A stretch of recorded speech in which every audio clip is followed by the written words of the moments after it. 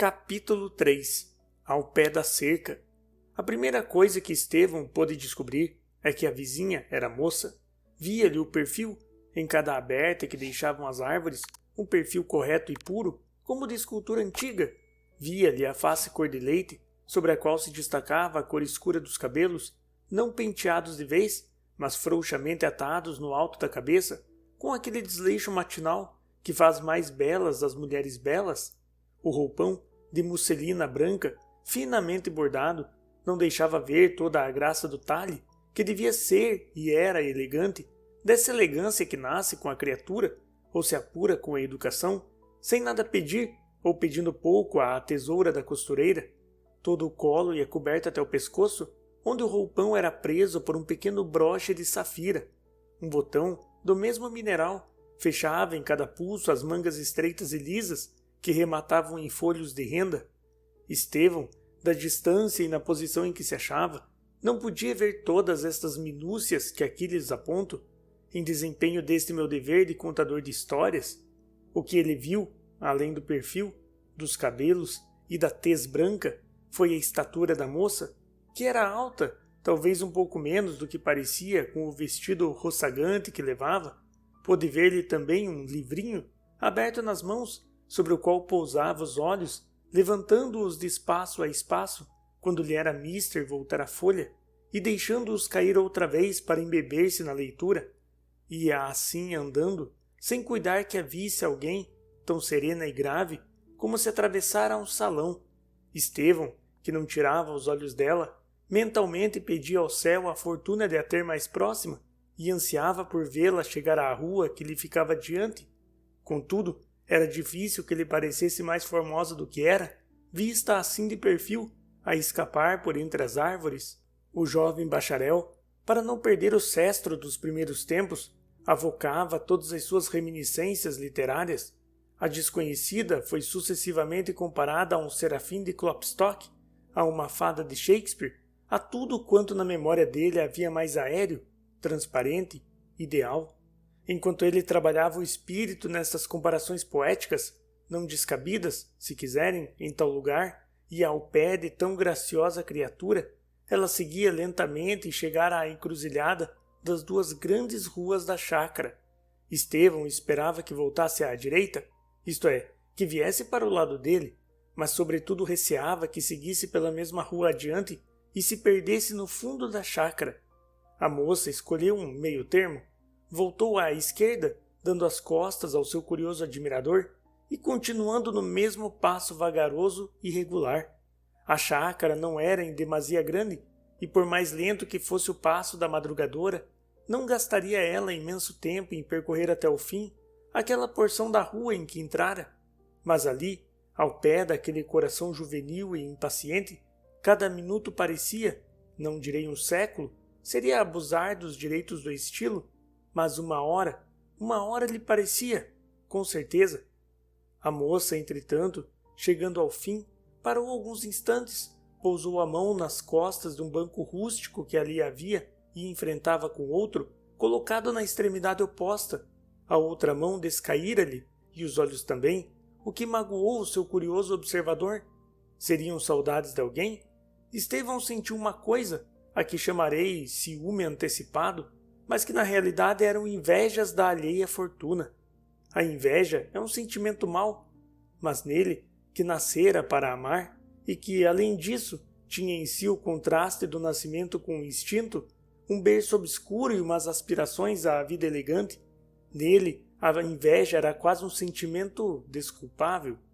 A moça voltou e veio pela rua adiante. Enfim, disse consigo Estevão, vou contemplá-la de mais perto.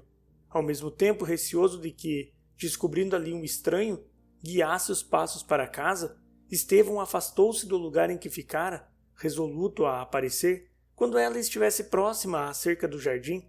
A moça vinha andando com o livro fechado, e os olhos, ora no chão, ora nas andorinhas e camachuras que esvoaçavam na chácara. Se trazia saudades, não se lhe podiam ler no rosto, que era quieto e pensativo. Sim, mas sem a menor sombra de pena ou de tristeza. Estevão, do lugar onde estava, podia examinar-lhe as feições sem ser visto por ela.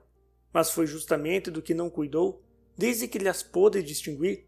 Valia a pena, entretanto, contemplar aqueles grandes olhos castanhos, meio velados pelas longas, finas e bastas pestanas, não maviosos nem quebrados, como ele os cuidara ver, mas de uma beleza severa, casta e fria.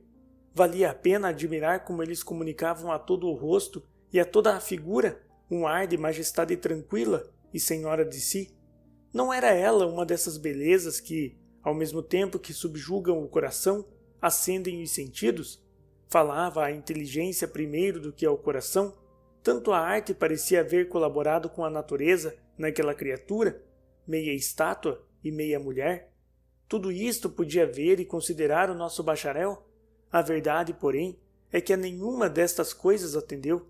Desde que distinguira as feições da moça, ficou como tomado de assombro, com os olhos parados, a boca entreaberta, fugindo-lhe a vida e o sangue todo para o coração. A moça chegara à cerca, esteve de pé por algum tempo, olhou em derredor e por fim sentou-se no banco que ali havia, dando as costas para o jardim de Luís Alves. Abriu novamente o livro e continuou a leitura do ponto em que a deixara tão só consigo, tão embebida no livro que tinha diante, que não a despertou o rumor, aliás sumido, dos passos de Estevão nas folhas secas do chão. Teria percorrido meia página, quando Estevão, reclinando-se sobre a cerca e procurando abafar a voz para que só chegasse aos ouvidos dela, proferiu este simples nome: Guiomar. A moça soltou um grito de surpresa e de susto e voltou-se sobressaltada para o lado de onde partira a voz. Ao mesmo tempo levantara-se, a impressão que lhe produzira, e não sei se também algum ar de cólera que lhe notasse no rosto, e além de tudo, o remorso de não haver sufocado aquele grito do seu coração, fez com que Estevão, quase no mesmo instante, murmurasse em tom de súplica: Perdoe-me, foi uma centelha do passado que estava debaixo da cinza. Apagou-se de todo. Guiomar, sabemos agora que era este o seu nome, olhou séria e quieta para o seu mal-aventurado interruptor, 2 longos e mortais minutos. Estevão, confuso e vexado, tinha os olhos em terra, o coração palpitava-lhe com força, como a despedir-se da vida. A situação era em demasia aflitiva e embaraçosa para que se pudesse prolongar mais. Estevão ia cortejá-la e despedir-se, mas a moça, com um sorriso de mais piedade que afeto, murmurou: Está perdoado. Caminhou para a cerca e estendeu-lhe a mão, que ele apertou. Apertou não é bem dito, em que ele tocou apenas, o mais cerimoniosamente que podia e devia naquela situação, e depois ficaram a olhar um para o outro, sem se atreverem a dizer nada, nem a sair dali, a verem ambos o espectro do passado, aquele tão amargo passado para um deles. Guiomar foi a primeira que rompeu o silêncio, fazendo a Estevão uma pergunta natural, como não podia deixar de ser naquelas circunstâncias, mas ainda assim, ou por isso mesmo, a mais acerba que ele podia ouvir. Há 2 anos que não nos vemos, creio eu. Há 2 anos, murmurou Estevão, abafando um suspiro. Já está formado, não? Lembra-me de ter lido o seu nome. Estou formado. Sabe que era o desejo maior da minha tia? Não a vejo há muito tempo, interrompeu Guiomar.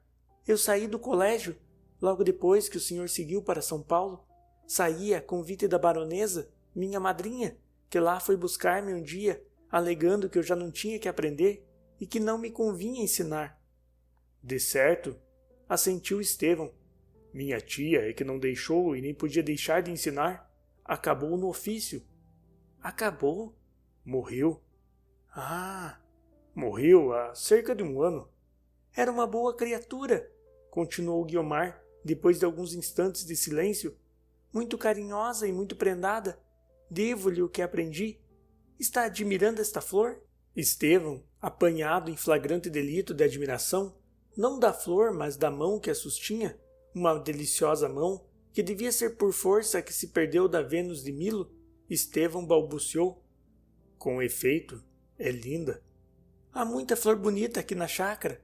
A baronesa tem imenso gosto a essas coisas, e o nosso jardineiro é homem que sabe do seu ofício. Aquele natural acanhamento da primeira ocasião foi desaparecendo aos poucos, e a conversa veio a ser não tão familiar como outrora, mas em todo caso menos fria do que a princípio estivera. Havia, contudo, uma diferença entre os dois. Ele, sem embargo do desembaraço, sentia-se abalado e comovido. Ela, porém, vencido o sobressalto do princípio, mostrava-se tranquila e fria, sempre polida e grave, risonha às vezes, mas de um risonho à flor do rosto que não lhe alterava a serenidade e compostura. O sítio e a hora eram mais próprios de um idílio que de uma fria e descolorida prática. Um céu claro e límpido, um ar puro, o sol a coar por entre as folhas, uma luz ainda frouxa e tépida, a vegetação em derredor, todo aquele reviver das coisas parecia estar pedindo uma igual aurora nas almas. Estas é que deviam falar ali a sua língua delas, amorosa e cândida, em vez da outra, cortês, elegante e rígida, que a nenhum deles desprazia, de certo, mas que era muito menos voluntária nos lábios de Estevão. Guiomar falava com certa graça, um pouco hirta e pausada, sem viveza nem calor. Estevão, que a maior parte do tempo ficara a ouvi-la, observava entre si que as maneiras da moça não lhe eram desnaturais, ainda que podiam ser calculadas naquela situação. A Guiomar que ele conhecera e amara era o embrião da Guiomar de hoje, o esboço do painel, agora perfeito. Faltava-lhe outrora o colorido, mas já se lhe viam as linhas do desenho. A conversa durou cerca de 3/4 de hora, uma migalha de tempo para ele, que desejara muito mais, mas era preciso acabar. Ela foi a primeira a dizer-lhe: "O senhor fez-me perder muito tempo. Há talvez 1 hora que estamos aqui a conversar. Era natural, depois de 2 anos. 2 anos? Mas o que não era natural, continuou ela, mudando de tom, era atrever-me a falar com um estranho nesse deshabillé tão pouco elegante. Elegantíssimo, pelo contrário. O senhor tem sempre um cumprimento de reserva. Vejo que não perdeu o tempo na academia. Vou-me embora. São horas da baronesa dar o seu passeio pela chácara." "Será aquela senhora que ali está no alto da escada?" perguntou Estevão. "É ela mesma", respondeu Guiomar. "Está à espera que ele vá dar o braço." E com um gesto friamente fidalgo, estendeu a mão a Estevão, dizendo: "Passe bem, senhor doutor. Estimei vê-lo." Estevão tocou-lhe levemente na mão, fina e macia, e inclinou-se respeitoso. A moça caminhou para casa. Ele acompanhou-a com os olhos, admirando a gentileza com que ela, desta vez a passo acelerado, resvalava por entre as árvores até subir as escadas da casa. Viu-a dar o braço à madrinha, descerem e seguirem vagarosamente pelo mesmo caminho por onde Guiomar seguira da primeira vez. Estevão ainda ficou algum tempo encostado à cerca, na esperança de que ela olhasse ou dirigisse os passos para aquele lado. Ela, porém, passou indiferente, como se nem da existência dele soubera. Estevão retirou-se dali, cabisbaixo e triste, batido de contrários sentimentos, cheio de uma tristeza e de uma alegria que mal se combinavam, e por cima de tudo isso, o eco vago e surdo desta interrogação: entro num drama ou saio de uma comédia?